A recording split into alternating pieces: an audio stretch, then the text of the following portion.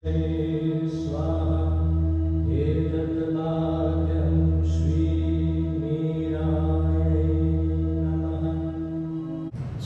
and bienvenue tout le monde.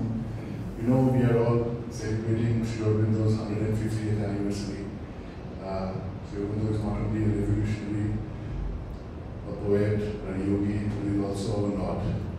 And we thought, as Arnav is visiting Pondicherry for the darshan, we requested him to give a talk on the subject that he knows most. A lot of us ask, why did you write Brilliant, Arnav? I wrote Brilliant not only because of the mind, which is amongst the finest minds in business that we have, but also because of the brilliance in his personality. In fact, it reminds me, when I think of his work, and I've seen him since childhood, and I've seen him in work, and I've seen him in different modes, it literally reminds me of this sentence where Sri Aurobindo said that you take the wisdom from the past, use the latest technology available to you at hand, and create an original future. So with this, I'll request Arnav to come and give us a small introduction or a talk for 20-25 minutes called Business 2022, Reshaping the Future. Because he's not the regular run-of-the-mill businessman. He has a vision, and he has been working as, actually I did not know, as the managing director of one of the largest diamond firms called Blue Star since 2014. And I don't want to write figures because if you're allowed, he has taken it from a few million to $1 billion company, which is extraordinary. But the focus today would be on responsibility, on sustainability, and on innovation. So with this, Arnav, welcome, and thank you so much for accepting to share some of your friendly views with us. Thank you, Lalit, for those kind words. Well, this place, Aurodhan, has been a part of our families and our upbringing also over the last few decades. So what better place than this to speak and even to take our learnings from, of course, the Lord, Sri Aurobindo himself, and our family who has been inspired by the mother and Sri Aurobindo. And even as Kritatma a few days earlier told me, Aurodhan, this place, is related to Aurobindo. And this is the most ideal platform, and what you all have created, your family, is something I'd like to really appreciate.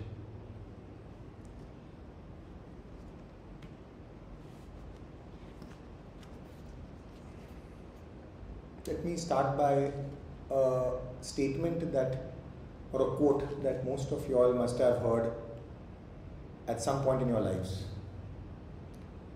With great power comes even greater responsibility.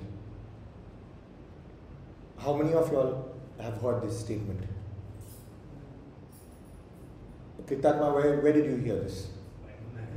Excellent, Spider-Man. Mangalantal, where did you hear this? Newspaper articles and all. Right. Where did Surya? Spider-Man. Great. So you can see generations here. And this is precisely what I wanted to speak about. How legacy continues for generations. Now this quote first was actually spoken during the French Revolution back in the 18th century. It's also been followed up in the 1900s during early 20th century, 1900s by Winston Churchill during the World Wars. And of course, like all of you all said, Uncle Ben said it to Spider-Man in the Spider-Man movies. This statement has a lot of meaning, even relevant today.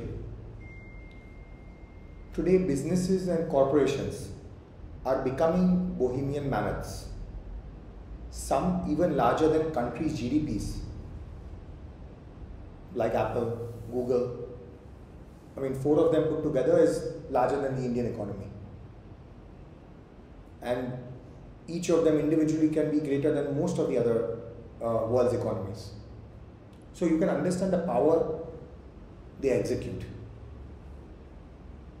What is a business's role today?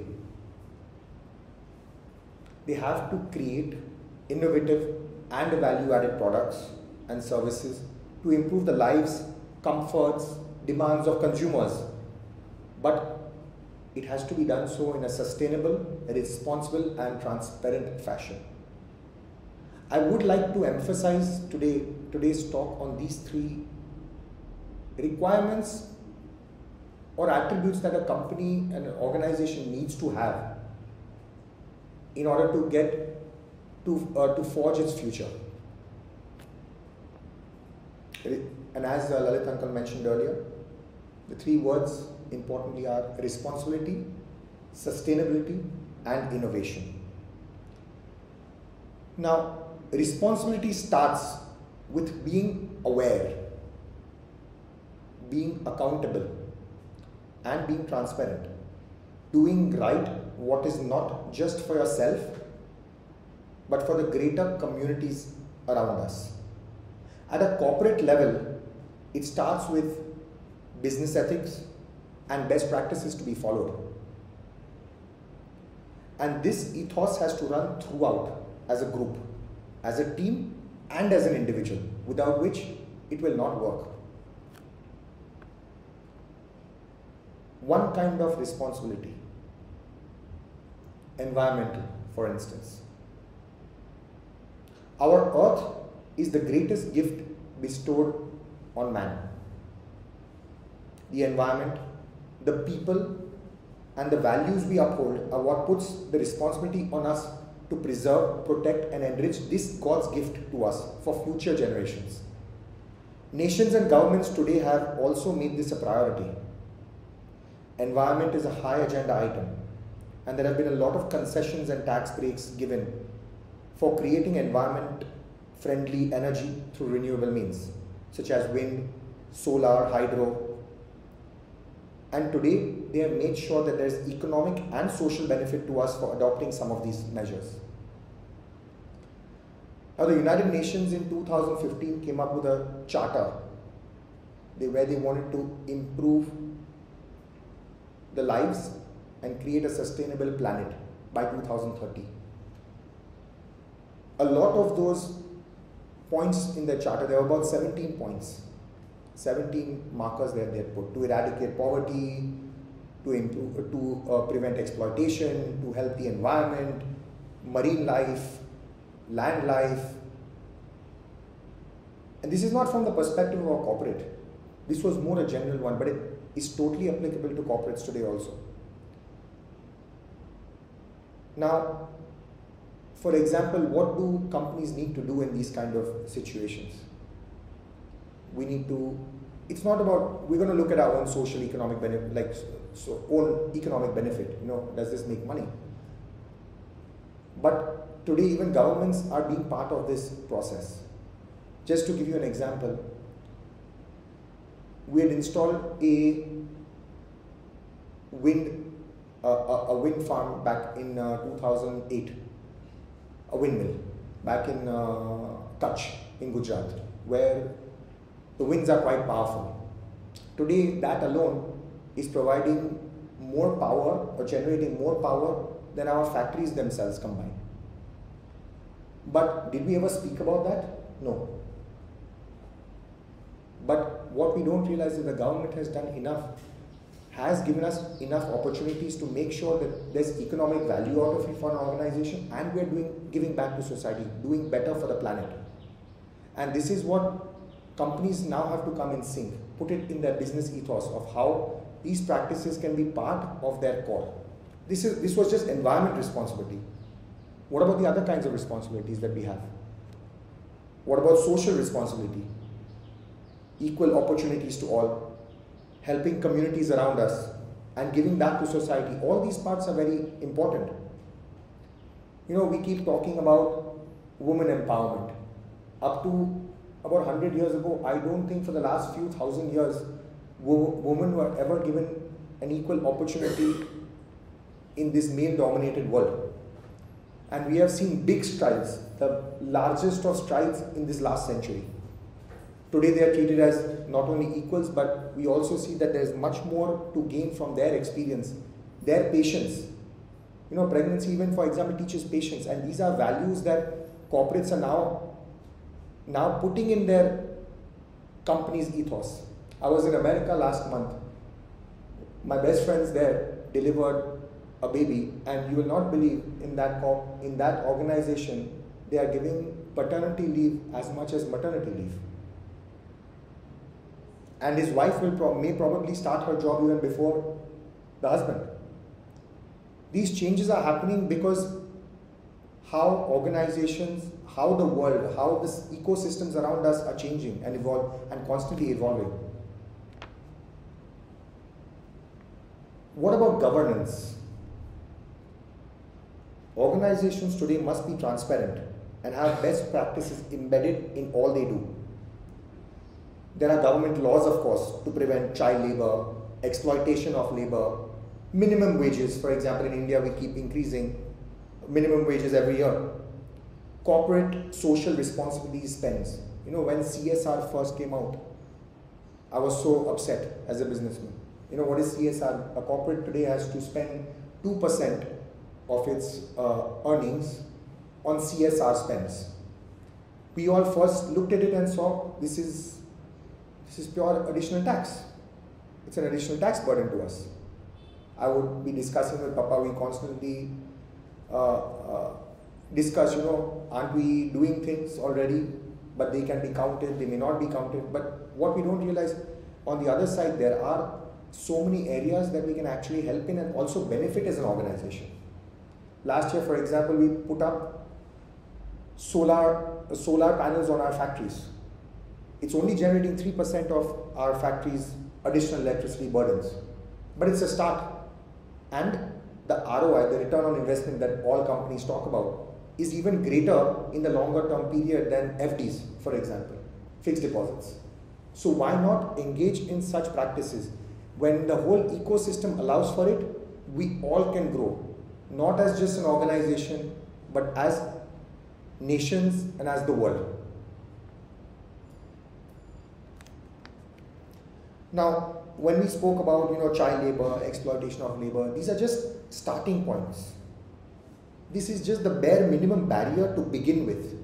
These are things that in the past that we were doing wrong, we are trying to correct. But what about the future? Governance is also about how a company sets and adheres to benchmark standards, set by obviously independent bodies, governments, it could be the United Nations, it could be a ISO body who's setting standards. But it's all done with one goal in mind. How do we improve the social, economic, financial parameters for not only the organization, but the communities around us, the stakeholders around us? One instance for this example, I don't know how many of you all would have heard about pipeline integrity to ensure security and authenticity of the products and services an organization delivers. A lot about where it's sourcing its products from. Farm to market, this is a concept all of us have heard about. You know, how fruits and vegetables can come straight from the farm without any pesticides, without any contamination, straight organic to the market through our supermarket channels or other channels.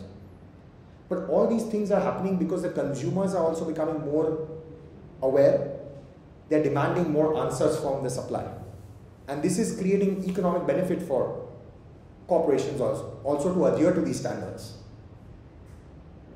Whether it is to do with carbon footprint, behind how the paint companies are, for example, making their product, what is the kind of waste they are creating, where are they dumping their waste, or how steel plants are using renewable energy, to whether or not Nike is using sweatshops and exploiting labor in less privileged lands. You know, 20 years ago, they had a lot of suits against them. For example, in Vietnam, what they were doing, they were exploiting labor. There was child labor involved. And since then, the world has taken enormous strides to eradicate these kinds of things. And why? Because consumers are demanding answers. Ultimately, it comes from what consumers want. And if we make them aware, everyone has to follow suit. Now consumers are more aware and asking questions. Trade bodies are created to uphold a set of basic values of human rights and exploitation. Governments have set requirements from companies. The need for responsibility is ever increasing in the world and even from organizations. Now, for example, in our industry, with laboratory grown diamonds, which I'll explain to you later, entering the diamond and jewelry industry, the aspects of environment, responsibility and pipeline integrity and governance have become even more important. Lab-grown diamonds production's main ingredient is electricity. How can we be more considerate to the environment and make a more sustainable growing and polishing industry? These are the aspects that the industry needs to take on. Transparency, product security and full disclosure are required to maintain customer trust, without which the industry will lose all kinds of credibility. I'll get on the lab-grown diamond section a bit later. But how did these come out in the first place? Technology. Technology is constantly changing. And today, whether it is related to lab-grown diamond growing, to blockchain, cryptocurrencies, renewable energy farms, economic viability and strong technical advancement in all areas allows organizations to make better margins as well and improve their bottom lines. But all these measures that I'm talking about need to be an integral part of an organization's culture. Not just policies in place to woo and make our stakeholders happy. Oh, wow, we have a sustainability manual. The company's ethos has to integrate with these new developments for maximum benefit, not just to the external world, but also to our organizations. Now the last word, innovation.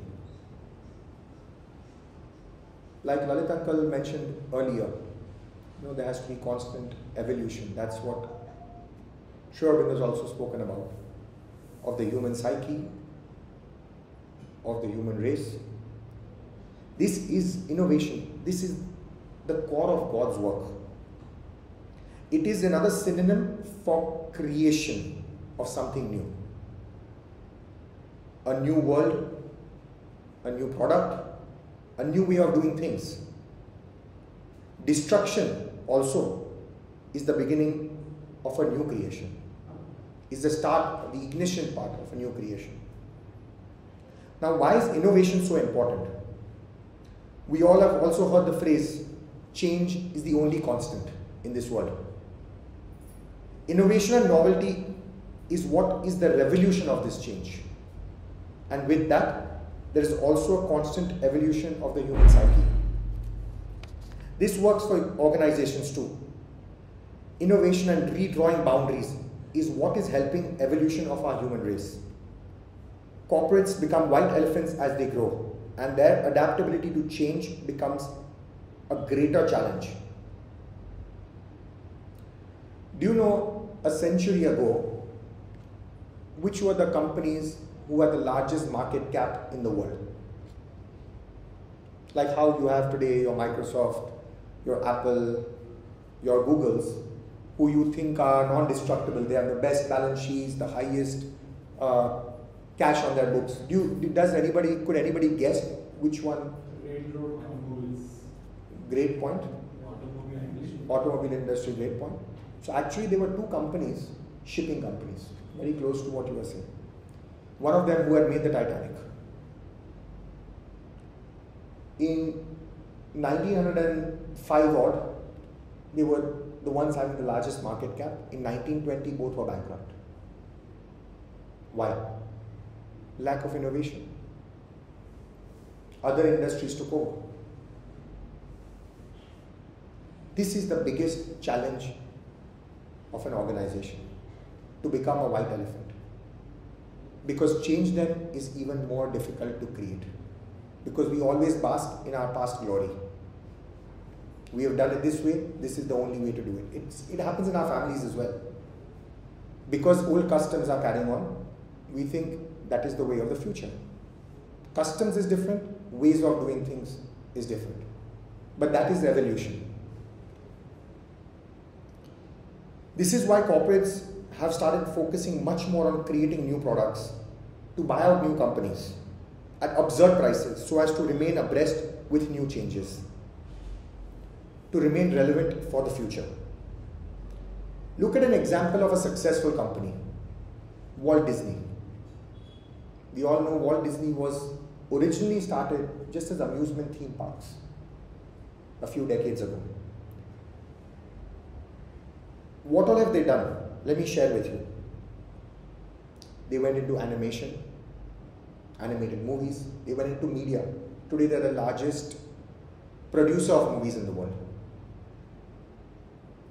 Now they've gone into OTT also, into online media, trying to fight the Netflixes of the world. That's one side of the business. What about the rest? They are assets. They are Disney characters. They monetize those Disney characters. Forget when you see a Mickey Mouse in a Zara t-shirt, it is a licensed product. All they are getting for something that they've created and they are nurturing over the years, they are milking it every day. They are taking a royalty. Do they understand the textile business? No. In the jewelry business, you will not believe, they have Mickey Mouse pendants, Minnie Mouse pendants everywhere in the world. The princesses that they've created, rocks associated with them. Do they understand the jewelry business? No. But what have they done? They have used and monetized their asset. So I look up to an organization like that and see how they are constantly innovating, trying to do different things, new things. When iPhones came out, they tied up with iPhone cover manufacturers. They didn't want to produce it themselves. But what did they do? They leveraged on their assets. So an organization can do various things in order to be relevant, in order to innovate. Innovation is not just about creating new products, it's thinking about how to do things differently too. Most companies actually die a slow death after a few years, after a few decades. And now after a few years also, as the speed of change is increasing, due to lack of innovation and change, more than anything else. It's not because of finances they are losing. They're not changing fast enough.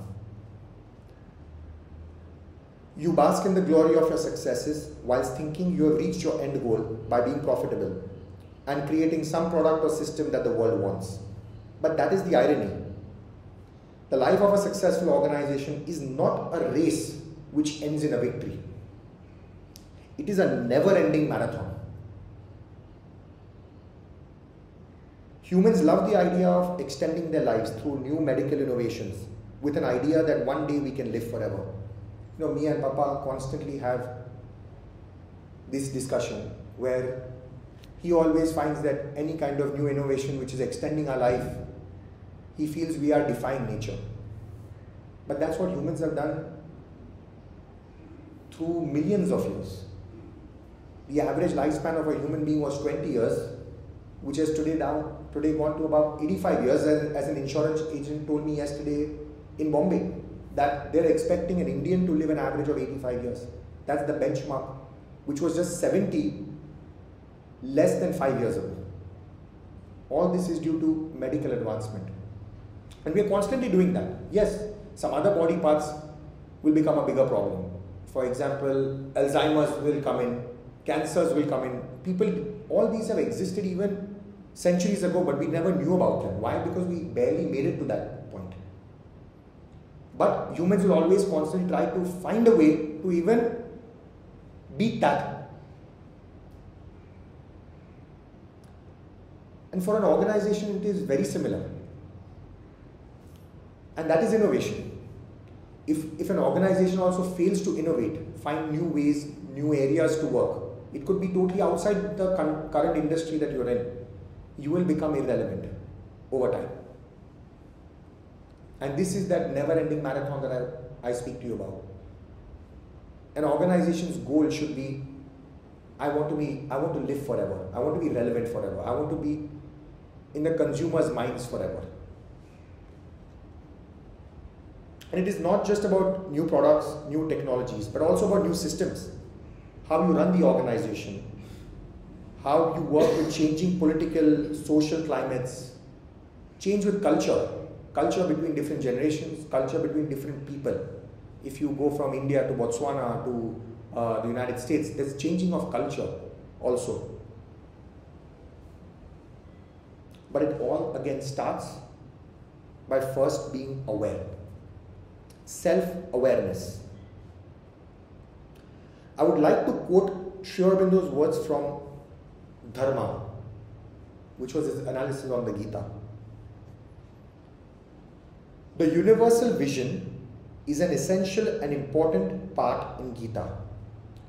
The doubts and hesitation that arose in the mind of Arjuna were dispelled by Lord Krishna with logic and citation of the deepest knowledge. However, the knowledge acquired through logic and advice has infirmity. I didn't know what the meaning of infirmity was. I looked it up. It's more to do with it won't stay firm. Whereas the knowledge which has been realized is the knowledge established firmly. Hence Arjuna, through an inspiration of his inner self, expressed the wish for the universal vision. It was only when Arjuna became self-aware could he then make the decision of what he wanted to do next. Not when Krishna advised him. But it is about being open, as Sri Aurobindo and the mother always say, being receptive, but it's only through self-awareness and self-conviction that you can change. That's why I keep telling you the ethos of the organization, not me. An individual can't make the difference. It has to be a culture. It has to be the feeling inside an organization's systems that have to have these kinds of energies about innovation, about responsibility, about sustainability embedded in them. Then only can this work.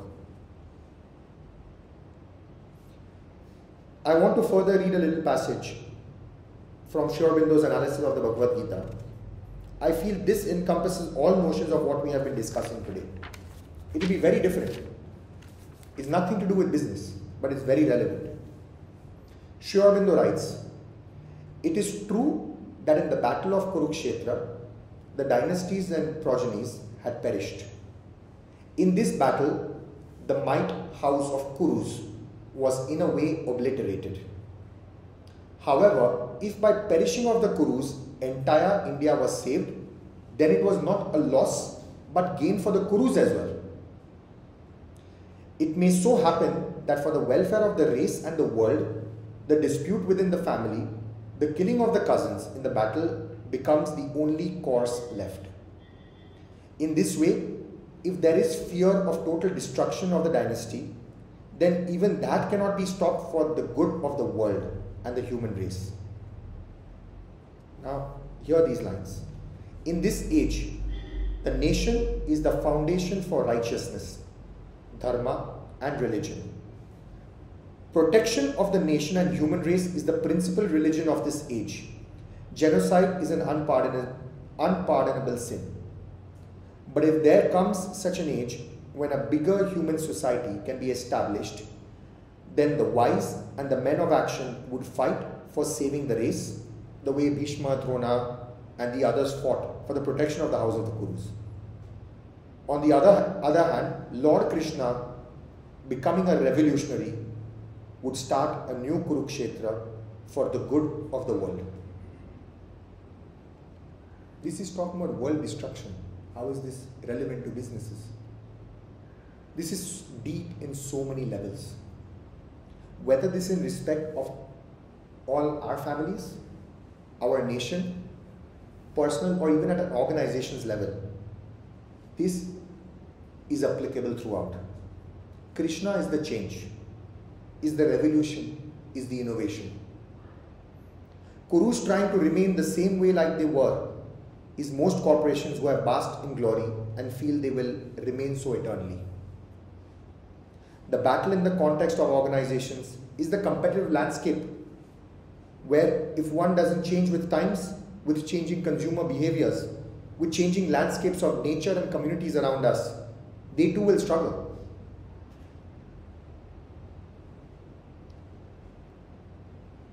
from our industry, from my personal experience, the last 3 years in our industry are the beginning of such a revolution. Diamonds were found thousands of years ago and have been a symbol of royalty and love due to their rare and everlasting nature. Each natural diamond that we see today has been the creation of Earth over 1.5 to 2 billion years ago. And it took that long to come to the Earth's surface.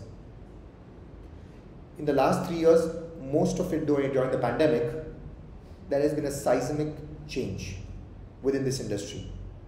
And the introduction of this same diamond being created by man. We call them man-made or laboratory-grown diamonds.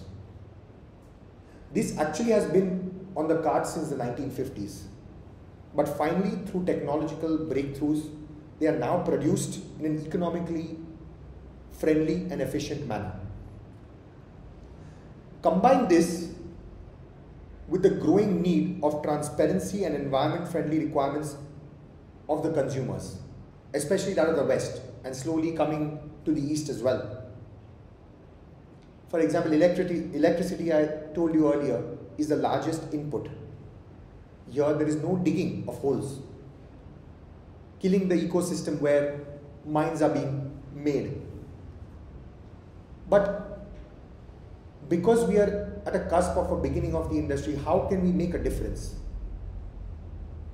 How the industry is embracing this new technology is through a campaign of going green, using renewable energy and recreating the magic of Earth. So the industry is trying to be relevant, more relevant to today's new millennial consumer, who we were missing in the last decade. The last decade we saw that the new generation of customers were more interested in social media, in going on holidays, experiencing a skydive, more than buying a product for your home. Lalit Uncle could be a testament to that. How many people want art compared to what, as a percentage of the world, wanted art a decade ago? Because the new consumer is very different. They look at social and other impacts more than anything else. For them, social media is important. How can I tell the world I'm making a difference? I've done something different. Customization is becoming very important in these parts. Even Mangal Uncle could be a testament to that with the t-shirts. The more it's about how do I be relevant to that customer? How can I speak to that new age customer? And that is what, for example, our industry is doing, and our organization has embarked on that path of becoming 100% carbon neutral, for example. Even our growing of diamonds we want to do in a carbon neutral manner. What does that mean? We want to generate it not from the electricity generated by coal or what our government gives us, but creating our own energy, for instance, through renewable sources. So, combining changing consumer behaviors, new technologies, innovation, we need to embrace the future. It is very, very hard. It is the hardest thing for an organization, let me be even for us. It's a big struggle to change any kind of pattern that we were doing in the past. But this is evolution. And the speed of change is only increasing. My experience in the diamond industry has been for 18 years. And my father here, my kakas, Anuj and Ashit, and most importantly my grandfather Vasantlal, who have either been ashram students or have been devoted to Pondicherry and the ashram over the last few decades, have been the engine of our business since over 50 years. The foundation of our business was on strong ethics, honesty and transparency. And like my dada would say, without the customer, you have no business. So always keep them happy.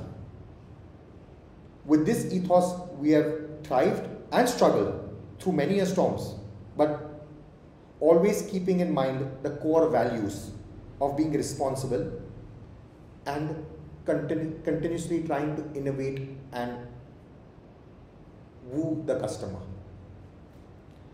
It is a challenge much easily said than done. but it is all a part of your inner ethos, and it will resonate in your entire organization. This morning, let me share with you an anecdote, which is not a part of my speech, but it's an observation. We arrived here very early in the morning at 5:15. We went to sleep. My kids did not go to sleep.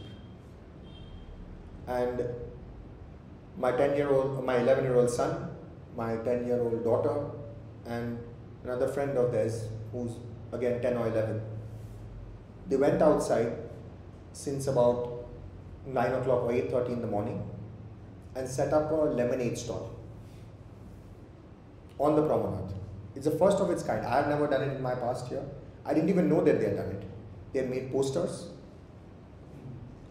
And if you'll see the posters, I'll share them with you today also. The posters even talk about giving tips. Tips are welcome.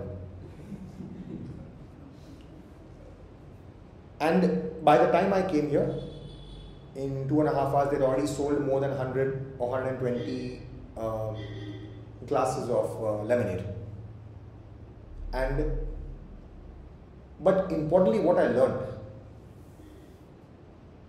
when I saw them interact with customers, and they had written that 2 glasses for 10 rupees. There were a lot of customers who just wanted one.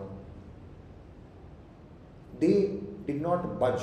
They either told them, please have your second glass, or they gave a free glass to somebody else on their behalf. As a business, you would have thought, okay, if somebody's not taking the additional one, why don't I keep that profit for myself? But this is about the values that our lives, our systems, where we grow up in, the family, the upbringing, for example, at the ashram. These are the values that you learn as part of your life. It's not, and that's when I talk about ethos of your family, ethos of your business. It has to be ingrained. It cannot come by policies. Policies can be a guiding force, but ultimately it is what is ingrained in us.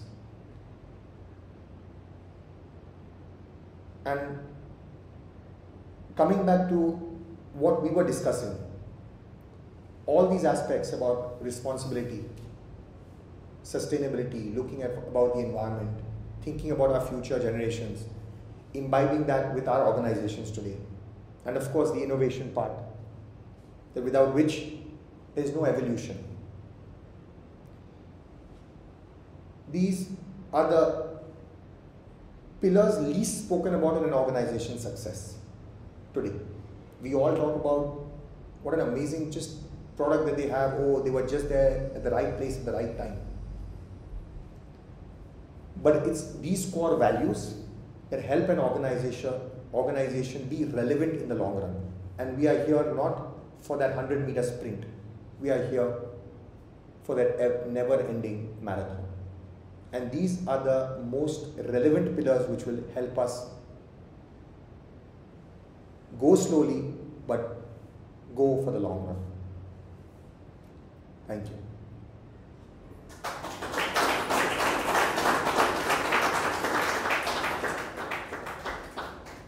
Would you like to take some questions? For sure.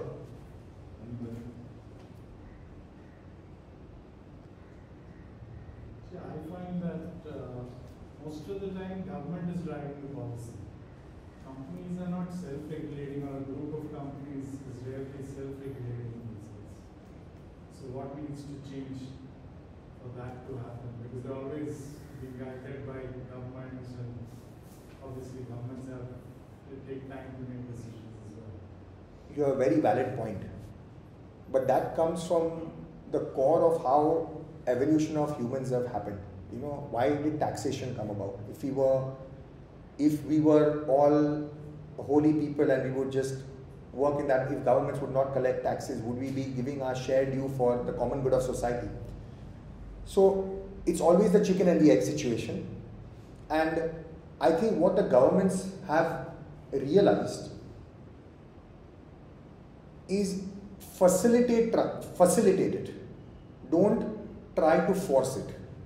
When they would come up with a policy, For example, CSR, you spend 2%. That for me is a tax. But the moment you start realizing there are other policies in place that can help me benefit from this also as an organization. So the governments also quickly realized this. So what happened, for example, in our case itself, when we realized that there is a economic benefit for our organization by going into renewable energy, because the government has created enough subsidies where I can do net offs of carbon footprint, a net off of electricity load that I'm consuming. It pushed us from an economic standpoint of view. So governments are also realizing that we cannot impose things, because imposition is not getting people anywhere. But if people, once organizations realize this value, that wow, this in the next 10 years can actually be a profit-making situation for me. And also it is giving on the side a social benefit. My consumers are asking me to become more carbon neutral. So it's not just on the government side, it's also from the consumers. The pull is happening on both sides. One is the consumers are demanding more as they are getting more aware and educated. The other side, the government is pushing. But the ecosystem has to work together. So where I see is, I don't think who comes first. Yes, the governments have tried to bring in change. It is slow. But the moment, and I think the realization is there, even with the current government, I feel a lot of social benefits, whether it's about this, look at what's happening this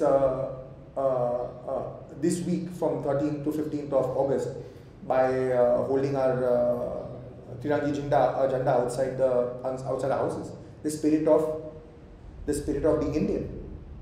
I think when costs are limited, everybody looks at economic benefit. But when to light a fire, we need an ignition, right? And the ignition has to come somewhere. And whether it's the government, whether it's the consumer, whether it's something else, whether it's the ozone layer and the ice melting that is causing floods everywhere. Something is going to be an ignition point always to force us to change as a community, as the world, and as an organization. When we are slapped with certain fines, we change, right? When we don't pay our taxes on time, we are fined, right? So there's always a cause and effect relationship. And what is the ignition point is always the biggest question. But I think it has to be done at all levels. Government has its role, that's why in the world today. Consumers have their role, organizations have their responsibility, and that's why the responsibility on them, like I told you, is increasing even more, because they're becoming larger now than governments do. So even for them to be more responsible, being more aware is important.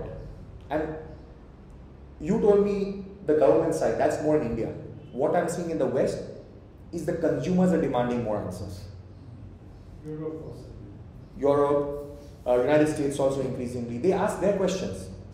I mean, I was right now just looking at shoes which were giving me an entire breakdown of their carbon footprint. Did they need to do it? No, but they see an economic benefit that the consumers are demanding something. So let me share this. In our industry itself, were the consumers asking us for carbon footprints? No. But we saw it as an opportunity that I can get a little bit, I can have a higher sale compared to somebody else who's not doing that. So this ignition point is everywhere. It's not just the government, it could be consumer-led, it could be organization-led. Organizations can come up with something and then push it to the market. And because that organic food, for example, the fruit companies in the United States all are charging more than 2 and 2.5 times for an organic fruit compared to the other fruits. So whether the consumer demanded it first or the organization saw it as an opportunity, it's the ecosystem which is constantly evolving inside. And that's what's creating that change. The ignition can come from anywhere. Maybe one more question if anybody has.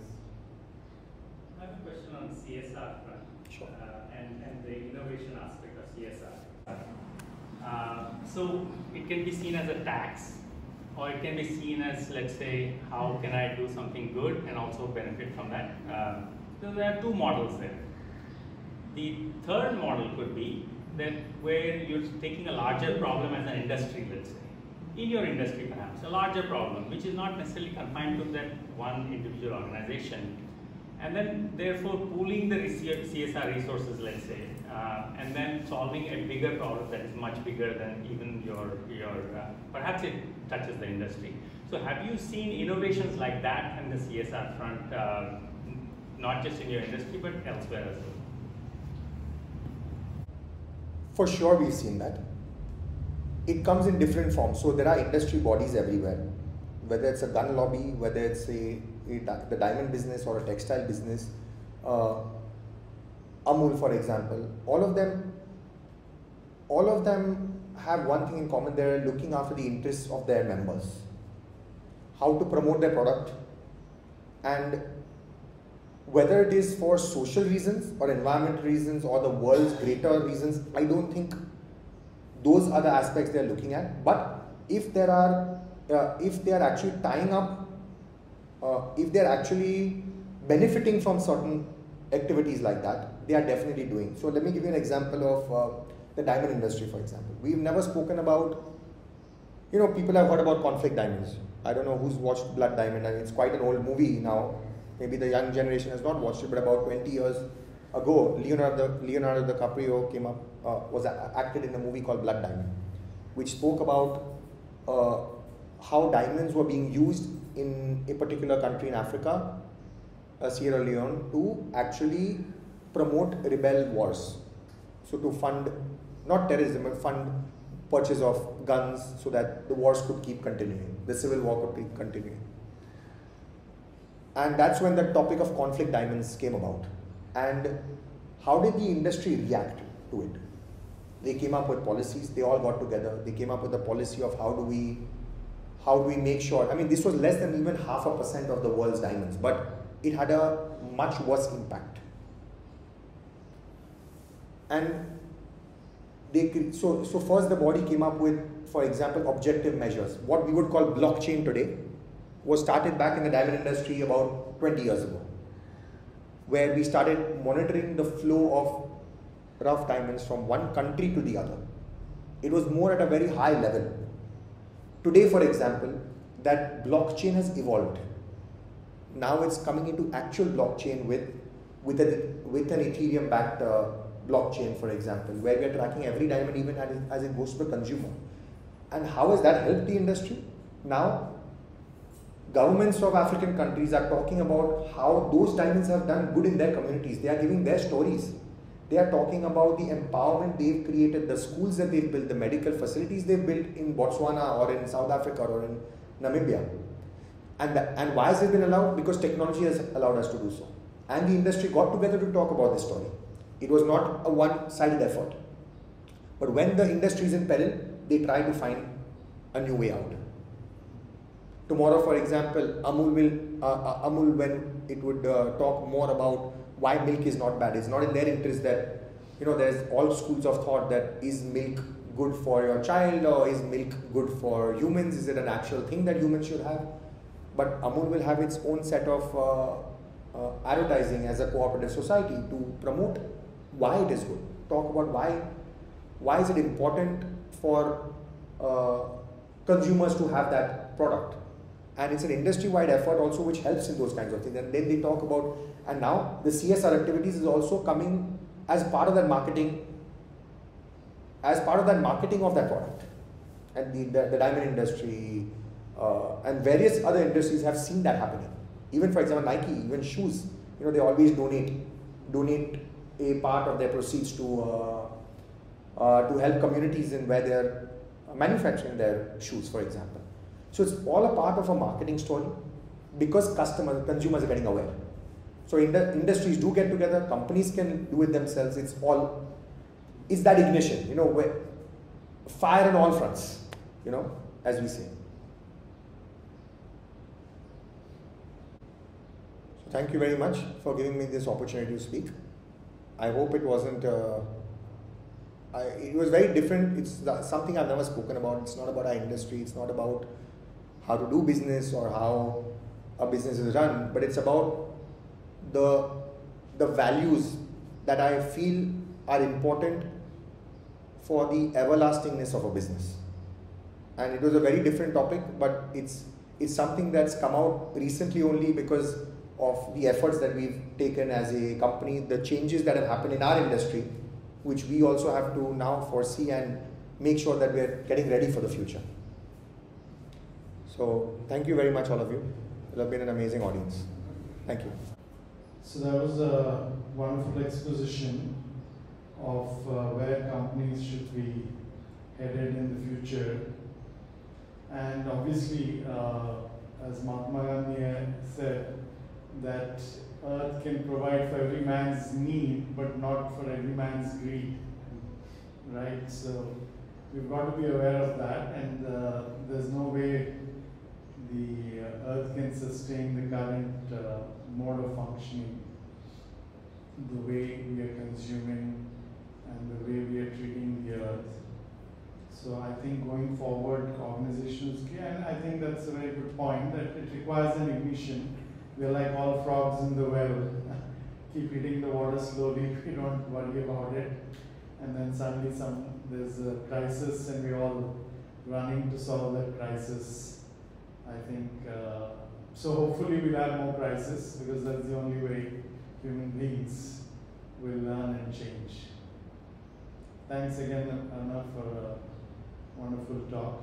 I'm sure it was educative for all of us.